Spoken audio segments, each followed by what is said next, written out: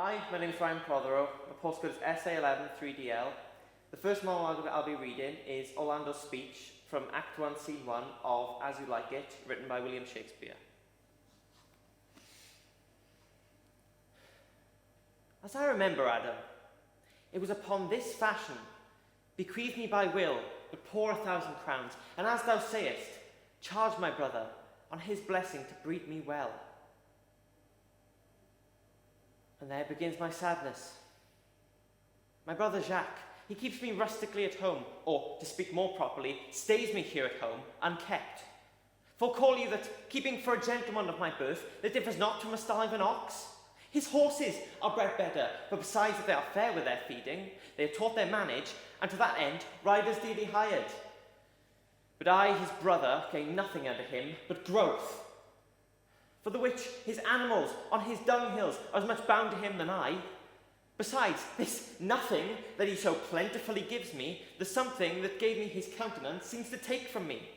He lets me sleep with his hinds, bars me to the place of a brother, and as much as in him lies, minds my gentility with my education.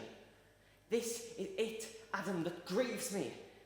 And with the spirit of my father, which I think is within me, begins to mutiny against this servitude, I will no longer endure it. Yet, I know no wise remedy how to avoid it. The next monologue I'll be reading is Joe's monologue from Act 1, Scene 1 of The Long Road, written by Sheila Stevenson. It wasn't even late, like 10 o'clock or something. I mean, there were people around, masses of them.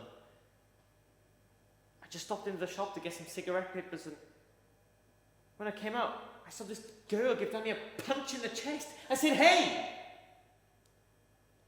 She turned round. Her eyes were black. No colour in them. I thought she was on something. And when I was thinking this, she just walked off. She didn't run, she just strolled.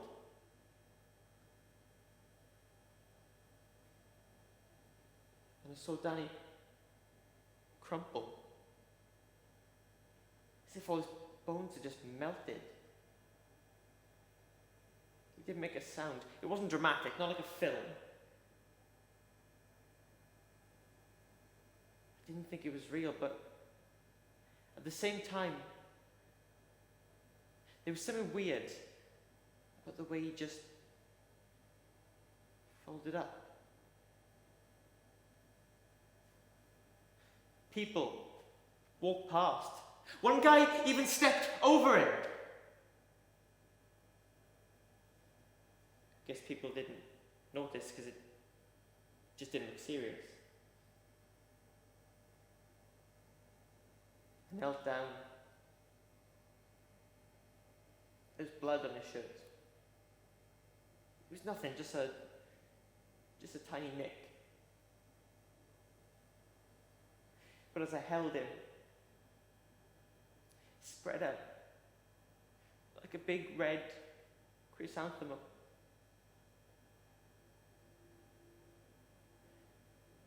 But I knew he was dead, and I saw the life drain from his eyes, and I was shouting, "Fucking hell! Somebody do something!" Danny was my brother. And now everything's totally fucked. Forever. The last monologue I'll be reading is Lennox's speech from Macbeth from Act 3, Scene 6, written by William Shakespeare. My former speeches have but hit your thoughts, which can interpret further. Only I say things have been but strangely born. The gracious Duncan was pitied of Macbeth, marry, he was dead. And the right valiant Banquo walked too late. Whom you may say, if it pleased you, Fleance killed for Fleance fled. Men must not walk too late. Who cannot want the thought how monstrous it was for Malcolm and for Donalbain to kill their gracious father?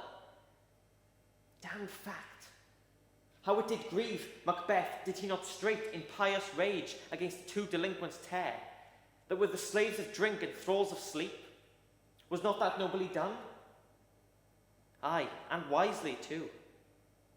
For 'twould have angered any heart alive to hear the men deny it.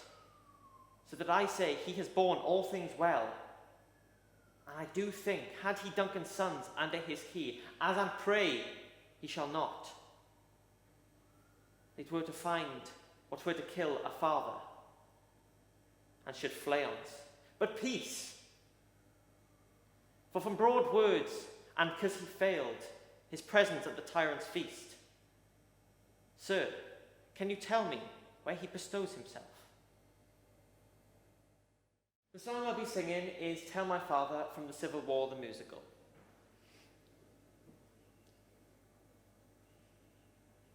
Tell my father that his son didn't run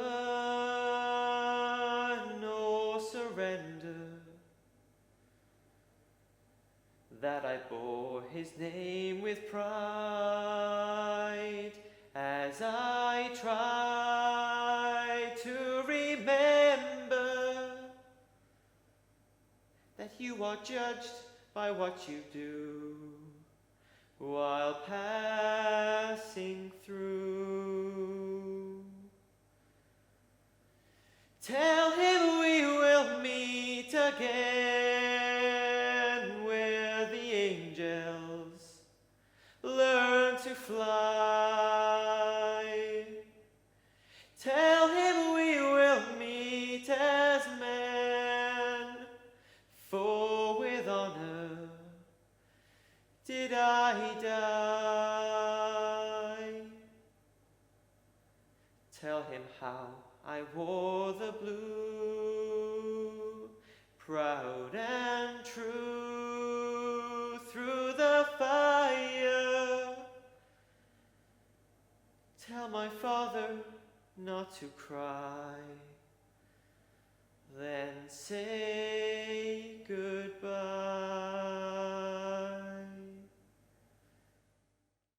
I've had a variety of acting experience so far. I started off by doing my first play, which was in Neath Little Theatre. I did The Big Ship Sails when I was very young. From there I went on to doing countless other plays there. I've done all sorts of plays, pantomimes, just general one-act plays, monologues there. From there I went on to doing School of Rock, the musical, where I played Dewey Finn in my school, Kevin Syson. And then after that, I just went on to doing countless different other musicals and shows in different societies.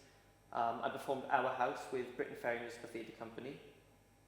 The reason I'd like to train as an actor is because acting for me is the thing I find most satisfying out of all the other disciplines in theatre. It's the thing that I find most interesting and I think is my strongest out of all three, dancing, singing and acting. Acting for me is the thing that I'm most passionate about, because every time that I'm on stage or in front of a camera or doing anything to do with acting, I just have this feeling like it's what I'm meant to do and I just love doing it. My other interests consist of playing the trumpet. I'm currently on grade 5, playing the trumpet. I performed in many different concerts with countless different groups, many different pieces. I've done so much in playing the trumpet. I enjoy making films, watching films. I enjoy the whole world of videography, and I do YouTube as well, so I enjoy making films on there.